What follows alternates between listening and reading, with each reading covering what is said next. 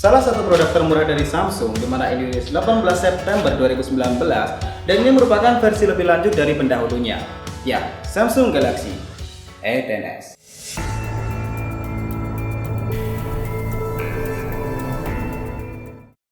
Hai tim, welcome to Tim Teh Media. Nah, ngomongin soal smartphone murah berkualitas, nggak lengkap rasanya kalau kita nggak ngebahas mengenai produk satu ini. Nah, di 2020 ini, produk satu ini tuh udah dibanderol di harga 1,5 jutaan. Kalian bisa cek sendiri di berbagai marketplace, oke? Nah, pertanyaannya nih, bagaimana performanya dihadirkan dengan produk satu ini dan fitur-fitur apa aja sih yang didapatkan di Samsung Galaxy A10s ini? Oke, kita bahas.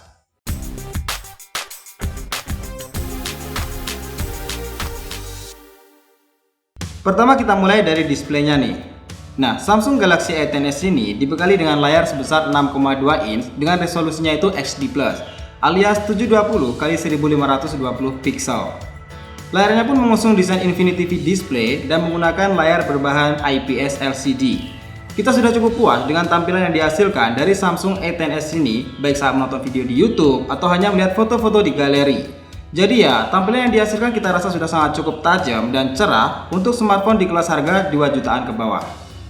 Lanjut yang kedua adalah tentang build quality and design. Samsung Galaxy A10s ini dibuat secara keseluruhan menggunakan bahan plastik, sehingga membuat bobot ponsel ini pun juga sangat ringan, yaitu hanya 168 gram aja. Dan juga nih, smartphone satu ini ditambahi dengan sentuhan glossy finish, yang membuatnya tuh jadi terkesan tidak terlalu murahan saat dipegang. Jadi ya, secara keseluruhan, kita rasa build quality and design-nya yang dihadirkan ini sudah cukup kokoh dan sangat kuat. Berikutnya yang ketiga, kita bahas soal performanya nih. Untuk smartphone kelas low end, performanya ya bisa dibilang bagus banget ya enggak, jelek banget ya enggak juga sih. Jadi dari pengalaman yang kita gunakan sekarang, untuk bermain game-game mainstream macam Mobile Legends, Free Fire atau bahkan PUBG, smartphone satu ini tuh masih sanggup-sanggup aja. Tapi kita ada sedikit catatan nih. Meski sudah di set grafik low, tapi kita terkadang masih menemui stuttering atau FPS drop saat berada dalam scene yang sangat berat. Dan smartphone ini kami rasa lumayan panas ketika bermain sebuah game. Oke, lanjut yang keempat itu adalah tentang storage-nya nih. Nah, untuk storage-nya, Samsung Galaxy A10s ini sudah menggunakan storage sebesar 32 GB dan juga masih mendukung media penyimpanan eksternal berupa microSD hingga 512 GB.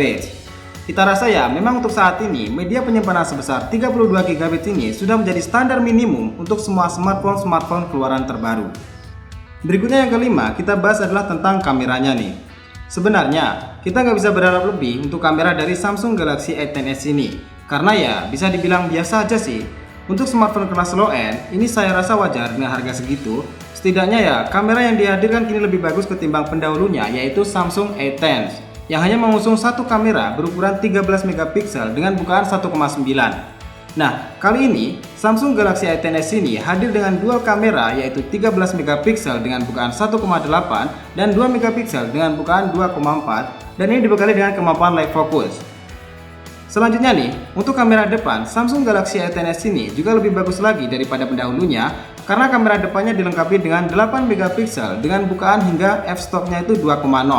Ya lumayan lah buat foto-foto cantik di Instagram, saya rasa sih udah cukup. Jadi ya hasil foto baik kamera depan atau bahkan kamera utamanya kita rasa ini udah cukup bagus, terutama jika berada pada tempat dengan tingkat pencahayaan yang cukup terang.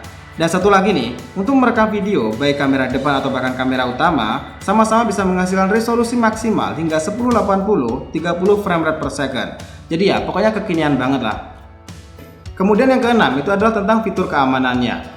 Jadi, selain metode dasar seperti PIN, pattern, atau bahkan face unlock, kali ini Samsung Galaxy A10s sudah dilengkapi dengan fitur sidik jari di bagian belakang tentunya. Jadi ya, ini bakal menambah tingkat keamanan dari si produk ini sendiri. Murah, tapi fiturnya itu sudah lumayan lengkap banget.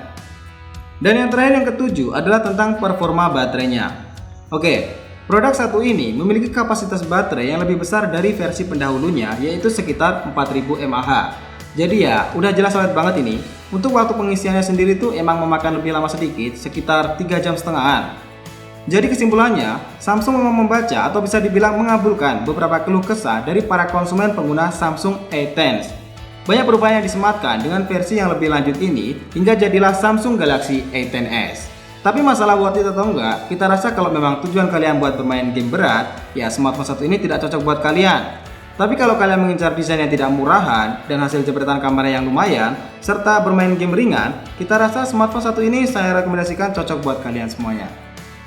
Nah, gimana tim? Setelah tahu beberapa kelebihan serta kekurangan dari produk satu ini, apakah kalian tertarik untuk memilikinya? Atau bahkan jika kalian punya uang sekitar 1,5 jutaan, kalian lebih tertarik beli HP tipe apa nih? Nah, silahkan tulis pendapat kalian di kolom komentar, oke?